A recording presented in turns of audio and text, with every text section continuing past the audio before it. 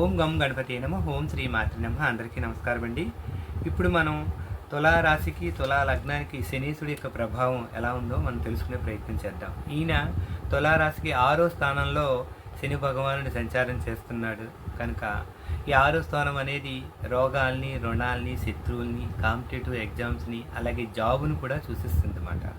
ఇక 4వ స్థానం అనేది తల్లిని, వాహనాల్ని, ఎడ్యుకేషన్ని, మనశ్శాంతిని సూచిస్తుంది. అది ఇంట్లో ఫర్నిచర్, ఇల్లుని కూడా సూచిస్తుంది. 5 అనేది సంతానం, పదవులు, పేరు, అదృష్టం అనేది కూడా సూచిస్తుంది. ఈ 6వ స్థానంలో సంచారం చేయటం వల్ల ఏంటంటే వృత్తి, ఉద్యోగ, వ్యాపారాల్లో మార్పులు అనేవి వస్తాయి. అంటే వేరే జాబ్ రావటం కానీ, లేకపోతే వేరే కంపెనీ మారటం కానీ, లేకపోతే అలాగే ఒక ఇల్లు అంటే అద్దిల్లు అయితే ఒక చోట నుంచి వేరే చోటకు మారటం అలాంటివి చేయొచ్చు. వెహికల్స్ రిపేర్ రావటం, తరచూ రిపేర్ రావటం, లేకపోతే పాత వెహికల్ అమ్మేసి ఇంకో వెహికల్ కొనుక్కోవచ్చు. ఫర్నిచర్ కూడా ఇంట్లో ఫర్నిచర్ రిపేర్ రావటం అనేది జరుగుతుంది.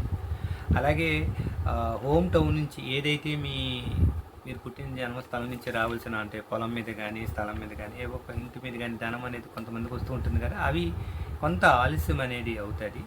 అలాగే పిల్లలు రోజు ఇంటి నుంచి కాలేజీకి వెళ్ళాలా, లేకపోతే అక్కడే హాస్టల్లో ఉండాలా, అలాంటి నిర్ణయాల్లో మార్పులు చేర్పులు ఒకసారి మళ్ళీ పునఃపరిశీలన అనేది చేస్తారన్నమాట.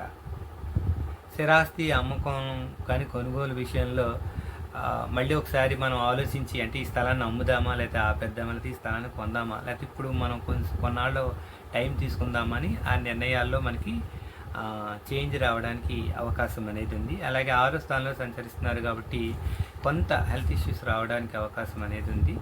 కొంచెం జాగ్రత్త పాటించండి ఈ విషయంలో.